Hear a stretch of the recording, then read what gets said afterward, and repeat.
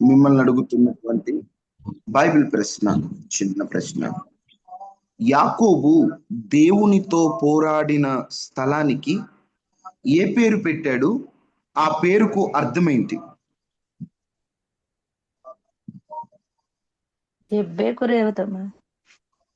యాకోబు పెట్టిన పేరు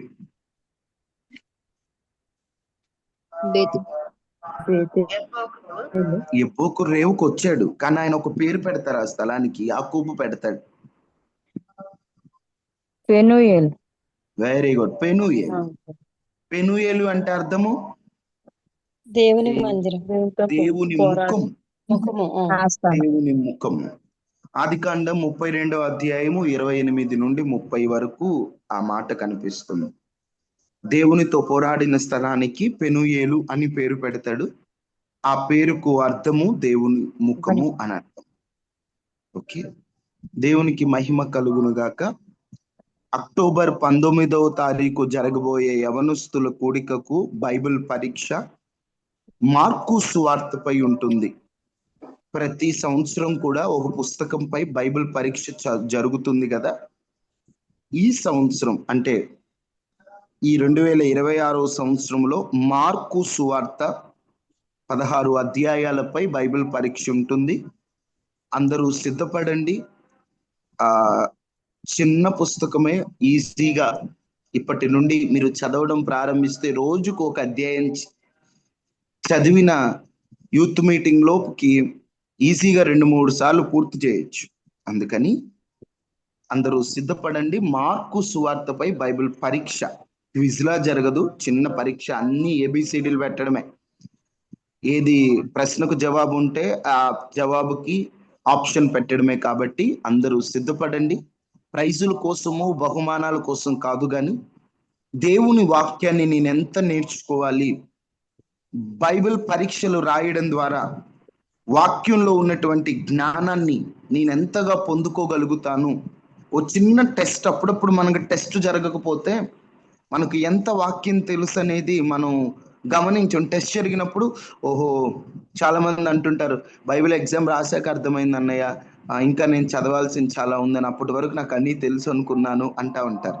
అందుకని బైబిల్ పరీక్షలు రాస్తూ ఉండాలి. ఆ కారణం ద్వారానే బైబిల్ పరీక్ష పెడుతున్నాం. కానీ ఒకరు ఎక్కువ, మరొకరు తక్కువ, ఒకరి బహుమానాలు ఇచ్చి అధికం చేయాలి, మిగతా వారిని తక్కువ చేయాలన్న ఉద్దేశం కాదు.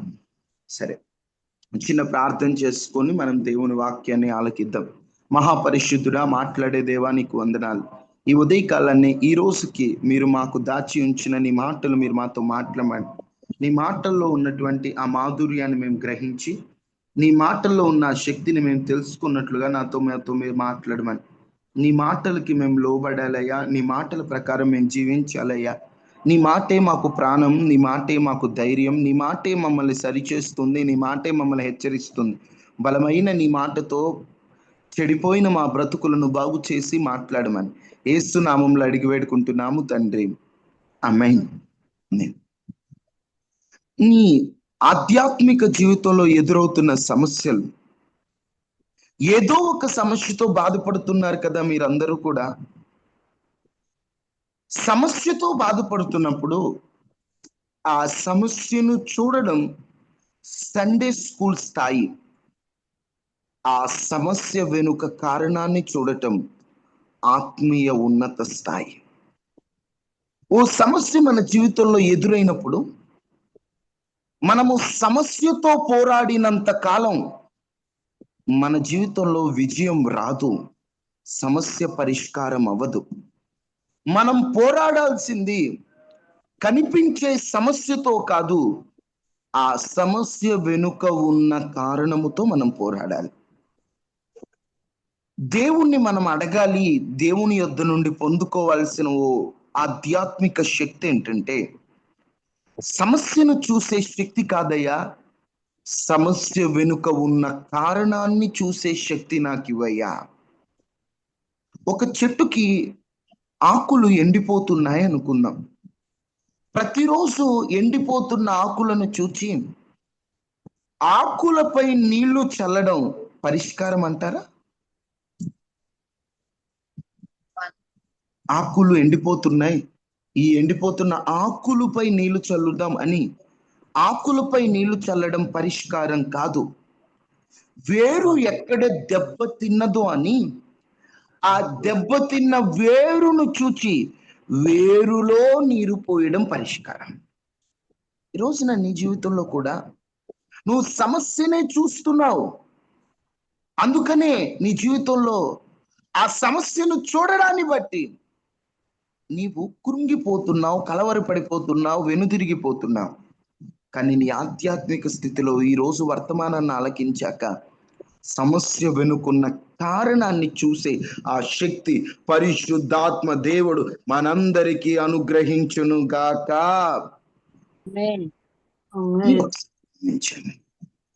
ఇప్పుడు ఉదాహరణకి నీకు బాగా కోపం వస్తుంది. ఊరికి కోపం అనే బలహీనత నీలో ఉంది. ఆ కోపం వస్తున్నప్పుడు నువ్వేం చేయాలి? ఆ కోపాన్ని చూడడం కాదు, దాని వెనుకున్న ఆ కోప గాయం. ఎందుకు నాకు ఊరికే కోపం వస్తుంది? కారణం ఏంటి? ఎందుకు ఈ కోపం ద్వారా నా జీవితాన్ని నేను అపవాదికి అప్పగిస్తున్నా? ఈ కోపం ఎందుకు వస్తుంది? ఈ కోపం వెనుక కారణం ఏంటి అని కోప కారణాన్ని వెతికేమనుకో, ఆ కోపం రావడం వెనుక ఉన్న కారణాన్ని బట్టి ఆ కోపాన్ని నువ్వు జయించవచ్చు. ఊరికే భయం వేస్తుంది. ఎందుకు భయం వేస్తుంది? నీ గత జీవితంలో జరిగిన అనుభవాలను బట్టి ఇప్పుడు ఊరికే భయపడుతున్నావు. ఊరికే ఇంట్లో గొడవలు అవుతున్నాయి. ఎందుకు అవుతున్నాయి? ఒకరినొకరు క్షమించకపోవడాన్ని బట్టి గొడవలు అవుతున్నాయి. ఊరికే వైఫల్యం, ఓటమి కనిపిస్తుంది. ఎందుకు? తప్పుడు నిర్ణయాలు తొందరపడి తీసుకోవడాన్ని బట్టి ఆత్మీయంగా త్వరగా బలహీన పడిపోతున్నాం. ఆ సమస్య వెనుక కారణం ఏంటి? దేవునితో సంబంధం తగ్గిపోవడాన్ని బట్టి, దేవుణ్ణి చూడాల్సిన స్థానంలో మనుషులను చూడడాన్ని బట్టి. ఒక్కొక్కసారి మన జీవితంలో మనం మనుషులను చూడడాన్ని బట్టి, లేకపోతే పరిస్థితిని చూడడాన్ని బట్టి సమస్యల్లోనే మనం మునిగిపోయి సమస్యతోనే మన జీవితాన్ని మనం కొనసాగిస్తూ ఉంటాం. కానీ ఈరోజు వాక్యాన్ని విన్న తర్వాత సమస్యను కాదు, దాని వెనుకున్న కారణాన్ని వెతికే ఆ శక్తిని, ఆ చూచే ఆత్మ నేత్రములను దేవుడు తెరుచునుగాక. ఈరోజు నువ్వేం చూస్తున్నావు? మీరు జాగ్రత్తగా గమనించండి. యోహాను సువార్త 5వ అధ్యాయంలో 38 సంవత్సరాల నుంచి ఒక వ్యక్తి రోగంతో పడి ఉన్నాడు. 38 ఏళ్ళు ఆ రోగంతో తన జీవితం అంతా రోగంతోనే సాగిపోతుంది. యేసుక్రీస్తు ప్రభు వచ్చి ఒక ప్రశ్న అడిగారు, నువ్వు స్వస్థత పొందగోరుచున్నావా అని. ఎందుకు అడగాల్సి వచ్చింది అంటే అతని జీవితం అంతా అతను ఆ రోగంతో అలవాటైపోయాడు. ఆ రోగములో నుండి బయట పడటానికి అతడు మూల కారణాన్ని వెతకట్లేదు. యేసుక్రీస్తు ప్రభు స్వస్థపరిచిన ఎందరిలో కూడా ఆయన స్వస్థతతో పాటు ఆయన ఎక్కువ సార్లు ఉపయోగించిన మాట, నీ పాపములు క్షమించబడి ఉన్నాయి. వారు తాత్కాలిక స్వస్థతనే ఆలోచించారు. కానీ ఆ స్వస్థత వెనుక ఎందుకు వారికి స్వస్థత లేదంటే వారి పాపాన్ని బట్టి. ఆ పాపాన్ని వారు కనిపెట్టలేక నాకు స్వస్థత లేదని పేరుకు స్వస్థత కోసం వారు తాపత్రయపడ్డారు. కానీ ఎప్పుడైతే దేవుడు వారితో మాట్లాడారో, వారు స్వస్థతనే కాదు, ఆ స్వస్థత వెనుక ఏం చేస్తే కలుగుద్దో దేవుడు చెప్పాడు. అందుకనే పక్షవాయు రోగం కలిగిన వాడిని పెంకులు తీసి దించి నాకేమన్నాడు యేసుక్రీస్తు ప్రభు వారు? నీ పాపములు క్షమించబడ్డాయి అన్నాడు. అసలు అక్కడ స్వస్థత కదా కారణం. కానీ దేవుడు ఆ సమస్య, ఆ రోగం వెనుక కారణాన్ని చూస్తున్నాడు. రక్తస్రావ రోగం కలిగిన స్త్రీ ఉంది, స్వస్థత కోసం తాకింది. యేసుక్రీస్తు ప్రభు ఏమన్నాడు? కుమారి, నీ విశ్వాసం నీ స్వస్థ, నీ పాపములు క్షమించబడి ఉంది. యేసుక్రీస్తు ప్రభు పాదాలని కన్నీటితో కడిగింది ఓ స్త్రీ. కన్నీటితో కడిగినప్పుడు యేసుక్రీస్తు ప్రభు ఏమన్నాడు? ఆమె నన్ను విస్తారంగా ప్రేమించింది, విస్తారమైన పాపములు క్షమించబడ్డాయి. అంటే ఇక్కడ మీరు గమనిస్తే యేసుక్రీస్తు ప్రభు కారణాన్ని చూస్తున్నాడు. ఒక సమస్య వచ్చినప్పుడు వాళ్ళు ఆ సమస్యనే కాదు, దాని వెనక ఏంటి, ఎందుకు వచ్చింది సమస్య, ఎందుకు వచ్చింది అని చూస్తేనేనండి సమస్యకు పరిష్కారం. అమ్మో సమస్య వచ్చింది. ఈరోజు ఒక సహోదరి, ఈ రోజు కాదు, ఒక సహోదరి నా దగ్గరికి వచ్చారు. బ్రదర్ ప్రార్థించేయండి, మా ఇంట్లో ఎప్పుడు గొడవలు అవుతున్నాయి బ్రదర్, ఎప్పుడు గొడవలు, ఉదయం గొడవ, మధ్యాహ్నం గొడవ, సాయంత్రం గొడవ, ఎప్పుడు గొడవలు అవుతున్నాయి. ఆ కుటుంబం కొరకు ప్రార్థన చేస్తా ఉన్నాను. దేవుడు కొన్ని విషయాలు బయలుపరిచారు. తొందరగా దేవుడు బయలుపరిచిన విషయాలు ఆ కుటుంబానికి నేను చెప్పను. ఎందుకంటే చెప్పి వారిని భయపెట్టడం కంటే ఆ సమస్యని ఎత్తిబట్టి ప్రార్థన చేస్తే ఉపయోగం ఉంటుంది. ప్రార్థించడం కోసం దేవుడు బయలుపరుస్తాడు. వాళ్ళ దగ్గరికి వెళ్ళి మీకు ఇట్లా అట్లా అని చెప్పిన దగ్గర నుంచి వాళ్ళు భయపడతారండి. ఆ కుటుంబం కొరకు ప్రార్థన చేస్తున్నప్పుడు, ప్రభువా ఎందుకు ఆ కుటుంబంలో గొడవలు అవుతున్నాయి, ఎందుకు ఆ కుటుంబంలో ఈ అసమాధానాన్ని, ఎందుకు ఆ కుటుంబంలో నువ్వు అనుమతించావు ప్రభువా, సమాధానం ఏలనివ్వాలి కదా ఆ కుటుంబాలని ఈ దేవుని సన్నిధిలో మొరపెడుతున్నప్పుడు దేవుడు చూపిస్తుంది ఏంటో తెలుసా, ఒక క్షమించిన హృదయాలను ఆ కుటుంబాల్లో చూపిస్తున్నాడు. తొందరపాటుని దేవుడు చూపిస్తున్నాడు. ఆవేశాన్ని దేవుడు చూపిస్తున్నాడు. ఆ సహోదరి ఎప్పుడు తొందరపడి మాట్లాడుద్ది, ఆవేశపడి మాట్లాడుద్ది, కోపాన్ని కడుపులో పెట్టుకొని మాట్లాడుతూ ఉంటది. అలాంటప్పుడు ఎందుకు అసమాధానం ఆ ఇంట్లో ఉండదు? కారణం ఏంటంటే ఆమెలో మార్పు లేకపోవడమే ఆ ఇంట్లో అసమాధానానికి కారణం. విచిత్రం ఏంటంటే ఆ సహోదరి ప్రార్థనకు వస్తారు, వారి భర్త ప్రార్థనకు రాడు. కానీ వారి భర్తే చాలా వరకు నయమండి ఏమకంటే. ఆ ఇంటి పక్కన వాళ్ళు చెప్తారండి, ఆమె ప్రార్థనకి వెళ్ళినా ఒకటే, ఆయన వెళ్ళకపోయినా ఒకటి. ఏమే అండి మొదట గొడవ పెట్టుకునేది, ఏమేనండి మొదట మాట్లాడేది, ఏమేనండి తొందరపడేది, ఆ అబ్బాయి చాలా మంచోడు అంటున్నారు. ఎందుకు ఈ మాట చెప్తున్నాను తెలుసా? ఆ కుటుంబాన్ని తక్కువ చేయాలని కాదు, నీ సమస్యకి పరిష్కారం నువ్వు వెతకాలి. సమస్య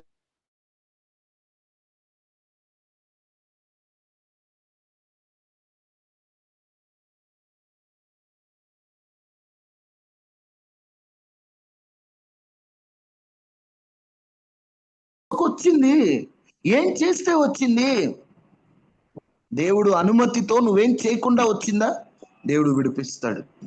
ఆ సమస్య వెనుక దేవుడు ఒక ఉద్దేశాన్ని, ఒక కారణాన్ని ఉంచే దేవుడు పంపిస్తాడు. లేదా నీ తొందరపాటు వల్ల వచ్చిందా ఒప్పుకొని విడిచిపెట్టు. అంతే. మన జీవితంలో కూడా ఒక్కోసారి కొన్ని సమస్య వెనుక మానవ తప్పిదాలైతే, కొన్ని సమస్యల వెనుక అపవాది. పేతురు ఓ సందర్భంలో యేసుక్రీస్తు ప్రభువుతో అంటాడు, నీ శిలువ శ్రమలు దూరమవును గాక అంటాడు. అసలు ఆయన వచ్చిందే ఎందుకు?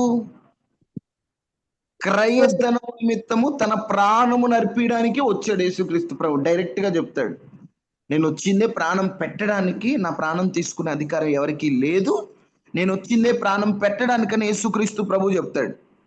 కానీ ఆయన వచ్చిందే శిలువలో చనిపోవడానికంటే పేతురు ఏమంటున్నాడు, నీ శిలువ శ్రమలు దూరం అవును గాక అన్నాడు. వెంటనే దేవుడు ఏమన్నాడు చూడండి, మత్తయి సువార్త 16:23. మత్తయి 16:23.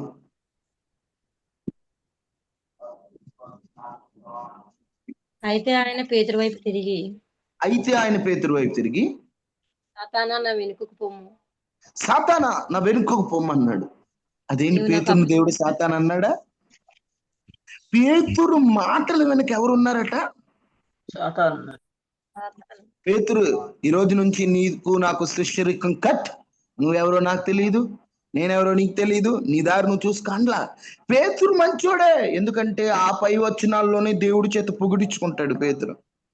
నేను ఎవరిని అని అడిగినప్పుడు ఇదే పేతురు, నువ్వు క్రీస్తువి అంటాడు. ఈయన బాగా మాట్లాడతాడు ఈ పేతురు మళ్ళీ వెంటనే శిలువ శ్రమలు దూరం అవును కాకండి, సాతానా వెనుకోబోను అంటే పేతురు మంచోడే, కానీ వెనకుంది ఎవడు? సాతానుగాడు. ఈ సాతాను పేతురుని ప్రేరేపించింది.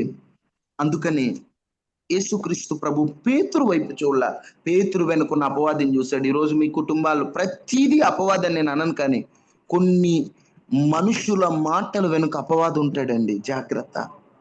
మనం పోరాడేది శరీరులతో కాదు, రక్త సంబంధమైన వాటితో కాదు, మనం పోరాడున్నది అంధకార దురాత్మ శక్తులతో కదా, ఎఫెసీ 6లో చెప్పినట్లు. ఇప్పుడు ఒక వ్యక్తి ఉన్నాడమ్మా, కావాలని నిన్ను టార్గెట్ చేస్తున్నాడు, నువ్వు కనిపెట్టాలి. నీ ఆత్మ నేత్రాలతో నువ్వు చూడాలి, ఈ వ్యక్తి నన్ను ఎందుకు టార్గెట్. టార్గెట్ అంతా ఆ వ్యక్తిది కాదు, వాడి వెనక ఉన్న అపవాదిది. నీకు అధికారం ఇచ్చాడు దేవుడు. నీకు ఇచ్చిన అధికారం ప్రకారం నీవు అపవాది శక్తులను బంధించే అధికారాన్ని దేవుడు నీకు ఇచ్చాడు. నువ్వు బంధించాలంటే ముందు నువ్వు చూడగలగాలి కదా, నీ ఆత్మనేత్రాలతో.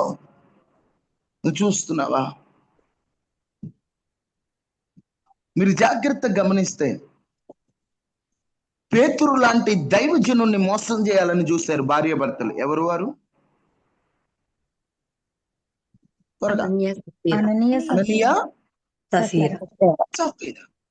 వారి గురించి మాట్లాడుతూ ఒక మాట అంటాడు, మీరెందుకు అపవాదికి స్థానం ఇచ్చారు? బాబు, మీరంతా బానే ఉంది, మీరే అబద్ధాలు చెప్పి ఎందుకు అపవాదికి, సాతానుకి ఎందుకు నీ మనసును మోసపుచ్చడానికి అవకాశం ఇచ్చావు అంటున్నాడు. ఏ అననీయ, నువ్వు మావులోడి కాదురా, నువ్వు ఇట్ట అంటాడు, నన్ను కుళ్ళుబోతుడు అని అననీయ అని అనట్లేదు, సఫీరా అని అనట్లేదు. సాతానుకు అవకాశం ఇచ్చారు. వారు మంచివారే, కానీ వారు సాతానుకు అవకాశం ఇచ్చారు. ఇప్పుడు పేతురు వారిని చూడట్లా, వారి వెనుకున్న అపవాదిని చూస్తాడు. ఈరోజు నీకు ఆత్మనేత్రం ఉందా? నువ్వు సమస్యను చూస్తున్నావా? సమస్య వెనుకున్న కారణాన్ని చూస్తున్నావా? నువ్వు సమస్యను చూస్తున్నావా? సమస్య వెనుక అసలు ఈ సమస్య రావడానికి కారణం ఏంటి? ఈ సమస్య ఎవరి వల్ల వచ్చింది, ఎందుకు వచ్చిందని చూస్తున్నావా? నీ చూపు ఎలా ఉంది? నీ ఆత్మీయ నేత్రాలతో నువ్వు చూసే చూపు. అక్కడున్న లోకమంతా కూడా దావీదు కాలంలో గొల్యాతు హైట్ ని, గొల్యాతు వెయిట్ ని, గొల్యాతు యొక్క అమ్మో ఎంత ఎత్తున్నాడేంటి అని గొల్యాతుని చూస్తుంటే వీళ్ళు ఏం చేశారో తెలుసా? ఒకసారి జాగ్రత్త గమనించాను. వీళ్ళందరూ గొల్యాతుని చూశారు. దావీదు ఒక్కడే తనలో దాగి ఉన్న జీవము గల దేవుని శక్తిని చూచి ఆ గొల్యాతు వెనుకున్న అపవాదిని చూచాడు. అందుకని మొదటి సమూయేలు 17:26, ఈ సున్నతి లేని ఫిలిస్తీయుడు జీవము గల దేవుని సైన్యమును తిరస్కరించుటకు వీడెంత? నా దేవుడి శక్తి ముందు, నా దేవుని బలం ముందు. ఎందుకంటే నా దేవుడు జీవము కలిగిన వాడు. వాడి వెనకున్నవాడు ఈ గొల్యాతు ఉన్నాడు. ఈ గొల్యాతు ఆరాధన చేస్తాడు. ఫిలిస్తీన్లు వాళ్ళందరూ కూడా ఎవరు? జీవము లేని వాటికి ఎందరు మ్రొక్కుచు జీవమున్నదని వారు భ్రమపడుచున్నారు. జీవము ఉన్న నా యేసయ్యా, నిన్ను ఆరాధించే నేను ధన్యుడనయ్యా. జీవము ఉన్న నా యేసయ్యా, నిన్ను ఆరాధించే నేను ధన్యుడనయ్యా. జీవము లేని వాటికి ఎందరో మ్రొక్కుచు జీవమున్నదని వారు భ్రమపడుచున్నారు. జీవము లేని వాటికి ఎందరో మ్రొక్కుచు జీవమున్నదని వారు భ్రమపడుచున్నారు. మనుషులు చేసిన ప్రతిమలన్నీ ఆరాధనకు యోగ్యమైనవి కానే కాదయ్యా. మనుషులను చేసినది నీవే యేసయ్యా, ఆరాధనకు యోగ్యుడా వందనాలయ్యా. జీవము లేని వాటిని మ్రొక్కే వారికని ఉన్నప్పుడు ఆ వారి వెనుక ఉన్న అపవాది జీవము లేనివాడు. ఇదిగో నేను జీవము గల దేవుని బిడ్డను. జీవం గల దేవుని సైన్యాన్ని తిరస్కరించడానికి ఈడంత. ఈయన చూపంతా గొలియాతు ఇంత హైట్ ఉన్నాడు. గొలియాతు సమస్య అంత పెద్దది చిన్నది ఇది కాదు.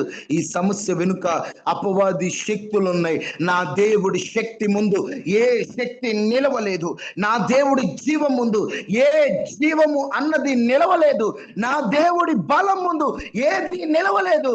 సమస్య ఎంత పెద్దదో కాదు, నా దేవుడు సమస్య కన్నా పెద్దవాడు. నా దేవుడు సమస్య కన్నా గొప్పవాడు. ఏ సమస్యనైనా పరిష్కరించగలిగిన దేవుడు, నేను ఆరాధిస్తున్న జీవము కలిగిన యేసయ్య అనే ఒక ధైర్యం నీకుందా? అమ్మో సమస్య ఇంత పెద్దదండి, సమస్య అంత పెద్దదండి, ఈ సమస్య చేత మేము భయపడిపోతున్నామని నువ్వు సమస్య వైపు చూడకు. ఈ రోజు నుంచి ఏదైనా రాని, ఎలా వచ్చిద్దో అలా పోద్ది అంతే. ఎలా వచ్చింది అలా పోద్ది. యోబు జీవితంలో ఎన్ని సమస్యలండి, ఎన్ని శోధనలండి.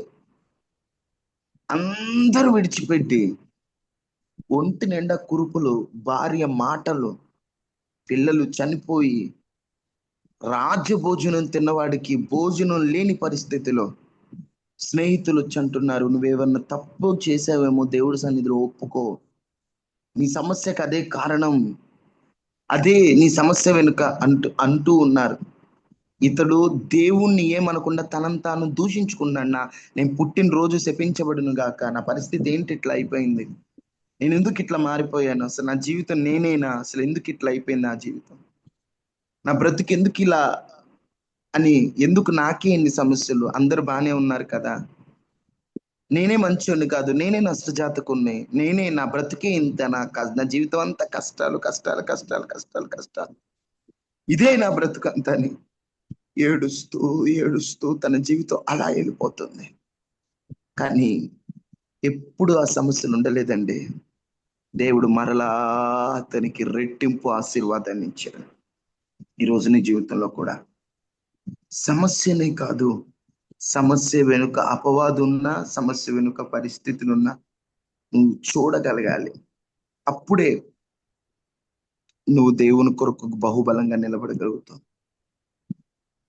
ఇస్కరియోతు యూదా కూడా అంత చేయడానికి కారణం, లూకా భక్తుడు రాస్తాడు, లూకా సువార్త 22:3లో సాతాను యూదాలోకి ప్రవేశించాడు.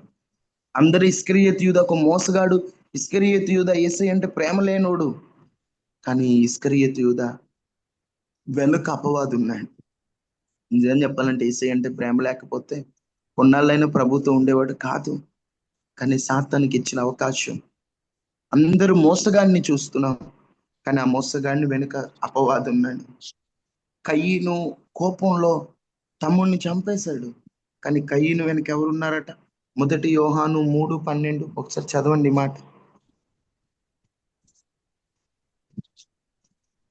1 యోహాను 3:12.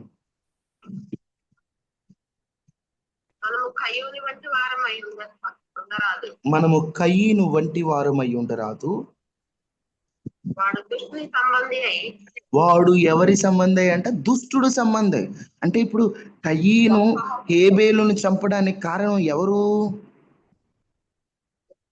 దుష్ట సంబంధి. అంటే సాతాను టీంలోకి వెళ్ళిపోయాడు, సాతాను సంబంధంలో అయిపోయాడు. అందుకని వాడు దుష్ట సంబంధి అయి. ఎందుకంటే మనం అందరూ కయ్యన్నే మోసగాడని చూస్తాం, కానీ కయ్యను వెనుక దుష్టుడు తన సహోదరుని చంపేటట్లు చేశాడు. ఈ రోజున సమస్య వైపు చూడడం కంటే సమస్య వెనుకున్న కారణాలను, సమస్య వెనుకున్న పరిస్థితులను, సమస్య వెనుకున్న అపవాదిని మనం చూడగలిగితే మన ఆధ్యాత్మిక జీవితంలో మనం సమస్యను పరిష్కరించడం చాలా సులభం అవుతుంది. ఈ రోజున నీ జీవితంలో కూడా నువ్వు ఎలా ఉన్నావో ఒకసారి పరీక్షించుకో. నువ్వు సమస్యను చూస్తున్నావా? సమస్యలో ఉన్న ఆ కారణాన్ని చూస్తున్నావా? ఒకసారి సమస్యను చూసినంత కాలం పరిష్కారం ఉండదు, కారణాలే చూడాలి. జ్వరం వచ్చినప్పుడు డాక్టర్ గారు ఏం చేస్తారు? రోజు జ్వరం వస్తుందంటే వెంటనే కారణాన్ని చూస్తాడు, బ్లడ్ టెస్ట్ చేసి అసలు ఎందుకు వస్తుంది ఫీవర్.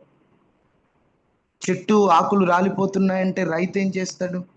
వెంటనే వెళ్ళి అసలు ఆ చెట్టు ఎందుకు అలా అవుతుందని చూస్తాడు. చేపలు చనిపోతున్నాయనుకోమ్మా, చెరువులలో ఉన్నారు, ముందేం చేస్తారు? చేపలు ఎందుకు చనిపోతున్నాయనే దాని మీద ఒక చనిపోయిన చేపను తీసుకెళ్ళి ఆ వెటనరీ డాక్టర్ దగ్గరికి వెళ్ళి చేపలు అక్వేరియా దగ్గరికి అక్కడికి వెళ్ళేసి ఈ చేప చనిపోతుందండి, ఇలానే చనిపోతున్నాయి చాలా చేపలని కారణాన్ని చూస్తాం. కారణాన్ని చూడకపోతే ఆ నష్టం పెరిగిపోద్ది. ఈరోజు కూడా మనం కారణాన్ని చూడాలి. కారణాన్ని చూస్తేనే అప్పుడు ఆ సమస్యల నుండి మనం బయటపడగలుగుతామండి. లేకపోతే కారణాలు గనక చూడకపోతే మనం ఇంకా సమస్యల్లోనే ఉండిపోతాం. అందుకని ఈ రోజున నీ సమస్య కారణం ఏంటి?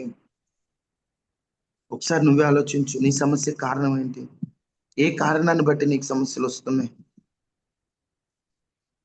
ఒకసారి ఆలోచించి సమస్యను కాదు, సమస్య వెనుకున్న కారణాన్ని చూసే ఆత్మీయ నేత్రాలు దేవుడు మనకు తెరుచును గాక. ఆమేన్. అందరూ తలలు వంచండి, ఏకీభవించండి ప్రార్థనలో. నిజమే, నాకు వస్తున్న సమస్య వచ్చినప్పుడు నాకు ఈ కష్టం ఎందుకు వచ్చింది, ఈ బాధ ఎందుకు వచ్చింది, ఈ నింద ఎందుకు వచ్చింది, ఈ అవమానం ఎందుకు వచ్చింది, ఈ కన్నీటి పరిస్థితులు ఎందుకు వచ్చినాయి నేను చూస్తున్నా. కానీ రావడానికి కొన్ని కారణాలు నా తప్పిదాలే ప్రభువా. నిజమే, నేను ఆవేశపడిన తప్పిదాలే. కొన్ని కారణాలు అపవాది వల్ల వచ్చాయి. నేను అది గ్రహించలేకపోయాను ప్రభువా. నా సమస్యలు పరిష్కరించుకోవాలంటే నేను కారణాన్ని వెతకగలగలయ్యా.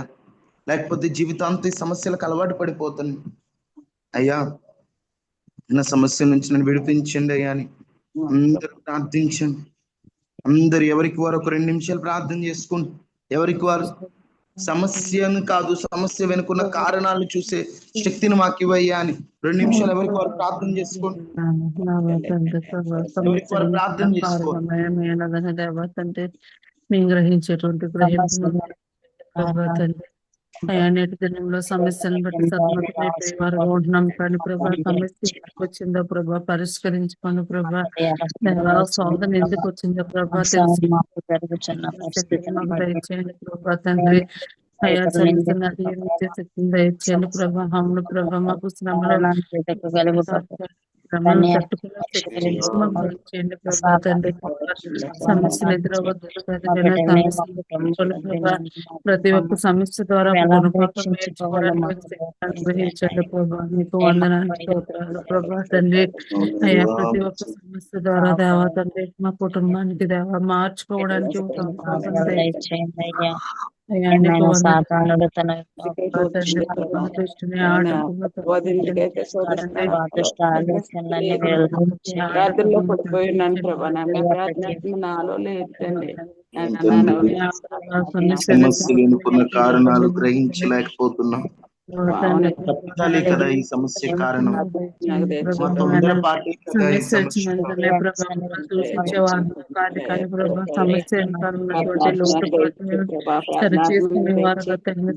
ఆ సమస్య వెనుక కారణం మేము గ్రహించే కృపనివ్వండి అయ్యా. సమస్య వచ్చిన వెంటనే మీరు కోపడుతూ ఉన్నాం ప్రభా. సమస్య వచ్చిన వెంటనే సమస్య వచ్చిన వెంటనే దూరం అయిపోతుంది. అలాగన ఉండకుండా మహాపరిశుద్ధుడా, మహోన్నతుడు అయిన తండ్రి, సమస్యల వైపు కాదు, సమస్యల వెనుకున్న కారణాలు చూసే శక్తిని మాకు అనుగ్రహించండి. అసలు ఈ సమస్య ఎందుకు వచ్చింది అనే కోణంలో మేము మమ్మల్ని పరీక్షించుకోవాలి తప్ప మేము బానే ఉన్నాం కదా అని మమ్మల్ని మేము సమర్థించుకునే వ్యక్తులుగా ఉండకూడదు. మా జీవితంలో ఎదురైన ప్రతి సమస్య వెనుకున్న కారణాలను మీరు మాతో సూటిగా స్పష్టంగా తెలియజేశారయ్యా.